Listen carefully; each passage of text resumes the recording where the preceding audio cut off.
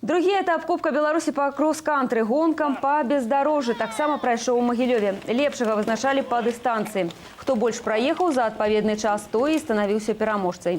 Удзел у чэмпіянаце прымалі як дарослыя, так і дзеці. Адным з пераможцаў у сваёй катэгорыі стала магілёўчанка Алена Бабіцкая. У крос-кантры другі год і ўжо сёння з'яўляецца адным з кандыдатаў на агульную перамогу ў сезоне. Мне всегда нравился велосипед, потом встретила знакомых, они говорят: Лена, говорит, а давай попробуешь. Я говорю, так у меня велосипеда нет. Они мне в прошлом году дали велосипед. Я стала ездить, и уже к концу сезона они меня подсадили так, что мне пришлось купить. Я даже на этом Майтин байк, они меня таскали, было 5 стартов. Я заняла первое место и выиграла кубок. Да, у меня дома стоит кубок.